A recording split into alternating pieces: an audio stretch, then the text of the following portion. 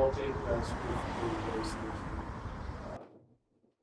The doc has his rules that he has to follow. That doesn't mean that we don't have the students' interest at heart. We talk a lot about how we can make the drills more effective rather than using quantity as a measure, we use quality as a measure. And I think that's our goal that we're working together on to try to reduce the stresses that the students have and still be in accordance with the law. In talking about the challenges of the high school leadership team was very clear that one of the biggest challenges was controlling access. That, students could come in with other students and no one person's going to know the faces of 2,000 kids. Other thing that I'm not really too keen about is the infrastructure. That building, I mean, what they had the newest addition onto that was like in 1980 something. But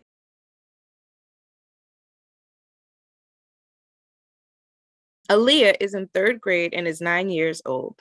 She has a bob of curly hair and a bright smile. Her big brother Malik is in fifth grade in the same elementary school. I feel safe if I'm near someone, or I feel safe when I'm around people, people that I know. It's just I don't feel safe when I'm just in the room sometimes just alone. I like it when I'm near the teacher sometimes when something's going on, if there's a fire drill. I like to stay close to my teacher because you don't really know if there's gonna be a real fire. I remember there was a code yellow or something. Yeah, it was a drill, and I was in music class, and I think it was in first grade. It wasn't as bad because we just had to lock our doors and be a little quiet, and I felt safe because I was in the front right next to my music teacher, Miss Van Dornick. So unfortunately, there was a code red, and we were having a virtual field trip to SeaWorld, and it was right in the middle when we were watching the orcas playing and the dolphins too. And then it was right when the dolphin just jumped up and did a backflip, kind of a 360, and and then it kind of just went off right in the middle, and then it's code red, code red, code red, code red. I was scared, very, very scared, and I didn't know what happened. And then I was asking Miss Lawson what just happened? Why is there an alarm going off? Miss Lawson told us that we just have to go underneath the desk, and I asked her what happened, and she said there was just a code red, and she didn't really say anything else because I don't think she knew, but she said everything's gonna be okay. We just have to stay in the classroom. And then the doors were automatically shut, locked, and then we had to close all the windows, unfortunately, which I thought was super creepy because it was everything was pitch black. And we were kind of spooked out, so we had to hide under our desk or under our teacher's desk. So there was 3 people under each table, I guess, under the 2 tables that weren't close to any doors. And our teacher was sitting down in a chair beside us, and I went under the table where I had 2 of my friends, and one of them, she was just sitting down, and I saw her shaking because she was so scared. I was just tapping my feet, and I was I want to go to my mom. I want to see her again because I was I don't want to be stuck at school for a long time. I was afraid that something was gonna happen, or what if something's gonna get into the room, someone or something. I was very, very scared, and I didn't know if I would see my mommy and daddy for a long time, because sometimes I bring a picture of my mom and me to school because I have one and I have a little camera, and I always get it, and I usually bring a picture of me and my mom and my dad. but I didn't bring mine that time, and I just wanted to look at a picture of my mom and my dad, because I wanted to feel like there was some of my family with me. It's just scary, because it's it just goes automatically off, and it's loud, and it's not like the fire drill, because I know what a fire drill is, because I've done it in preschool once. It was actually not bad in a fire drill, but in a code red, I cannot stand it. I was very, very scared.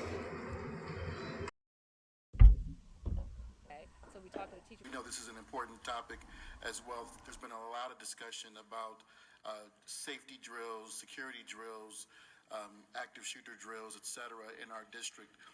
Part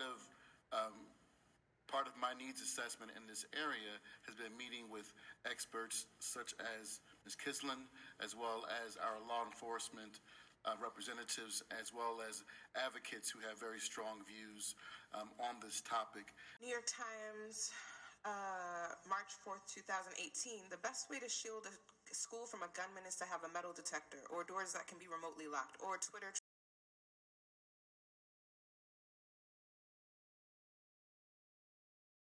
Stacy is a high school English teacher who also runs theater and drama productions at the school.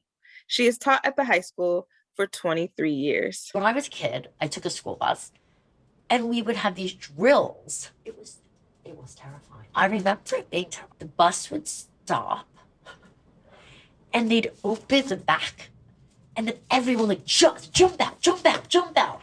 Like you were getting yelled at, jump. Yeah, that was stupid. Why did we do that? We're gonna look back in 20 years and be like, oh my God. When years ago, the kids used to go under their desks, right?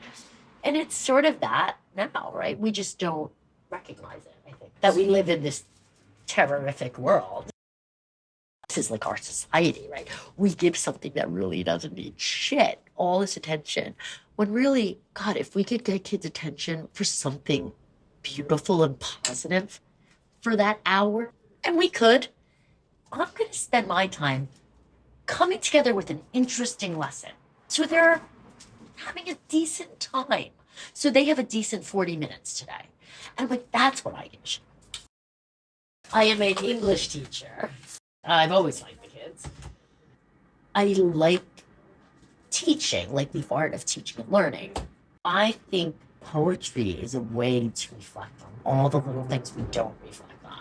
And for high school kids especially, I go out of my way to try to find work that I think will resonate with them.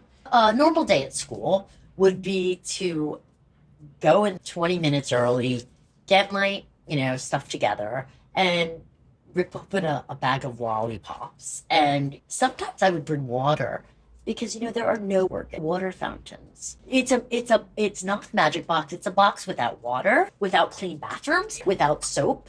So I try to help make it more pleasant. I would put flowers sometimes in my room.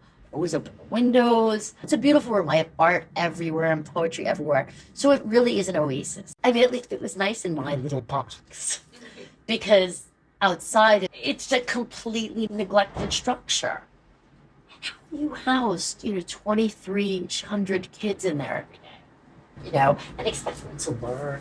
Nothing has changed. It's direct reflection on their kids. It's not fair. And I think that's how it always is. We have to pick up the slack. I love the kids, and that's the problem. Because I do it for the kids. Many teachers do love the kids. They do stuff and not get paid. They do lay out their own money, But it burns. I'm always Windexing the desk. Bullshit. I'm making $72,000, and I have a master's degree, and I've been in the same building for 23 years. I'm super aware of the amount of asbestos in that building, but I think I just feel safe with the people in the building, and I think the code red adds stress to children who are already extremely stressed. I think the terror, the code, I think they should do away with it. We shouldn't be screwing with kids' mental health more than we already are. It's horrible sound. Horrible. Like a car alarm. Like a searing car, right? Whereas a fire drill's different. Somehow the fire drill sound is like not infinite.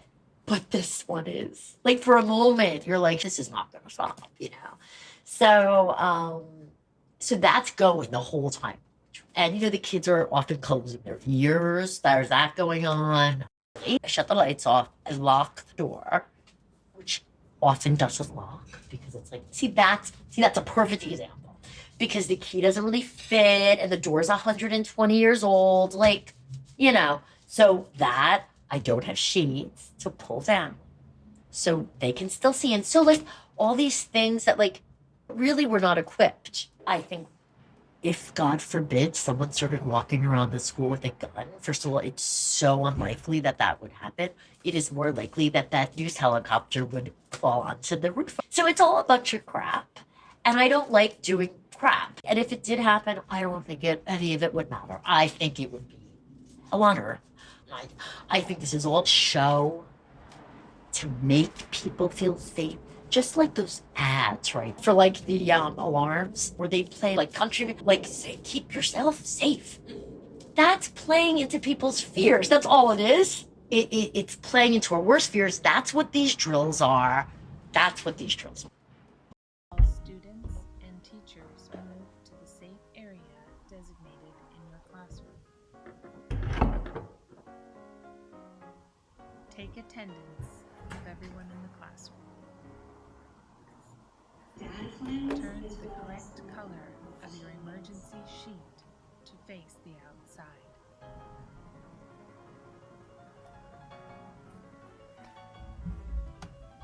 Wait for the all.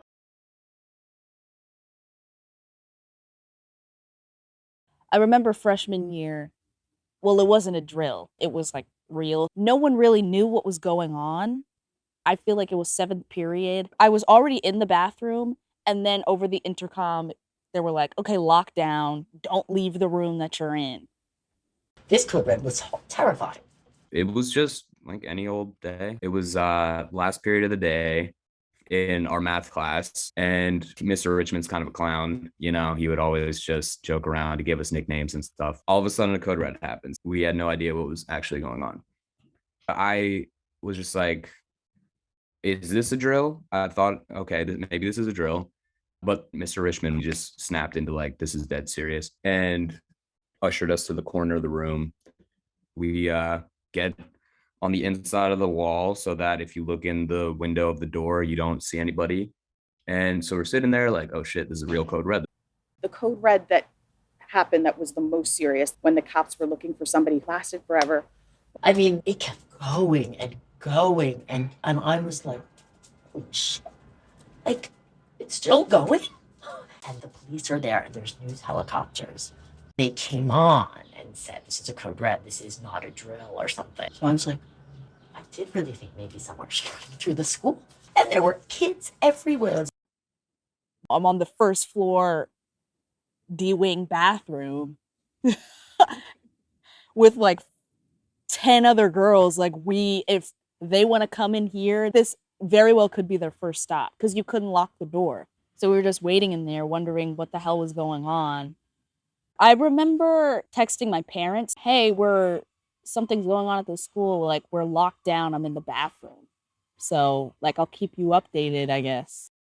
Lori Martling next door, there were like 30 kids. She took them all into the closet. I remember looking out of the window and thinking, shit, I could bring a kid on the room. I remember I really thought that.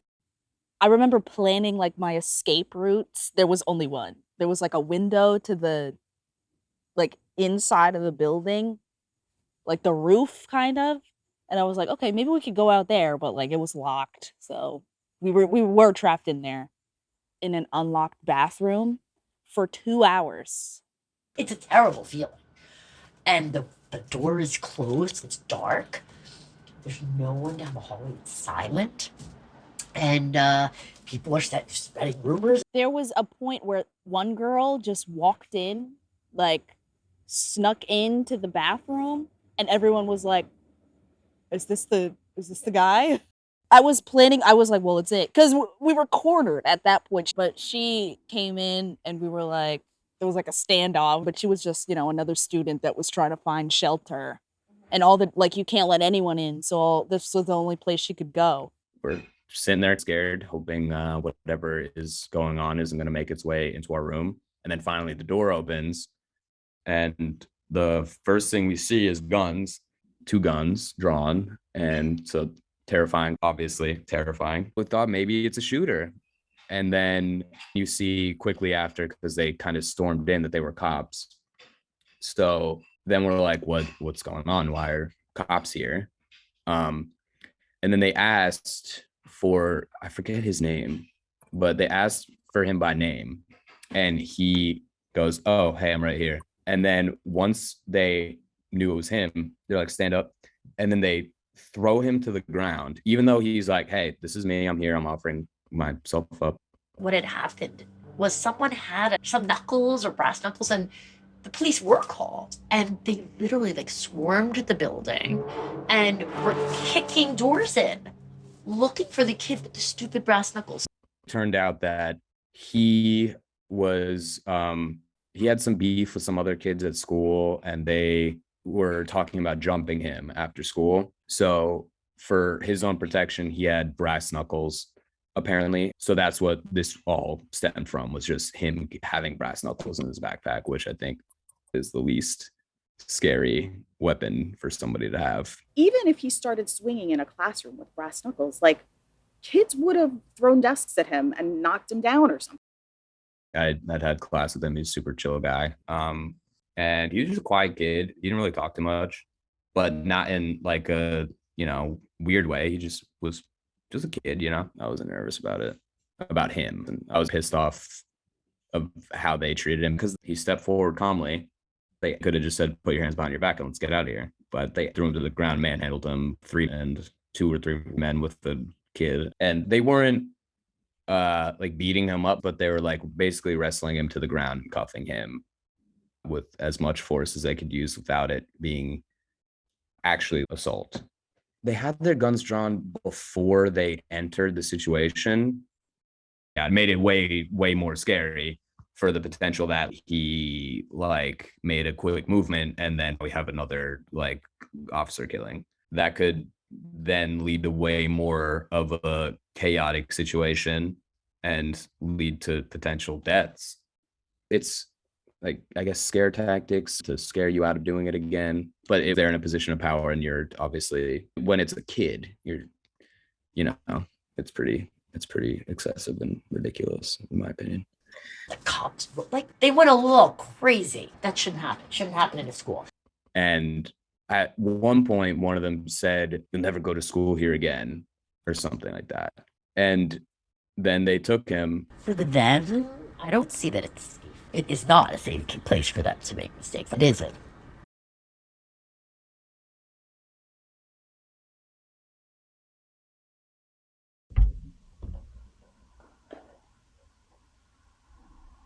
In this area has been meeting with experts such as Ms. Kislin, as well as our law enforcement representatives, as well as advocates who have very strong views on this topic. New York Times, March 4th, 2018. The best way to shield a school from a gunman is to have a metal detector, or doors that can be remotely locked, or Twitter trolling bots looking for threats, or bulletproof clipboards, whiteboards, and backpacks. Campus security has become a growth market. Often schools react reflexively after high-profile school shootings, snapping up technologies and services as a symbolic gesture. There's not a lot of evidence to help districts sort through the pile before investing in costly systems. There's a lot of hunger for some...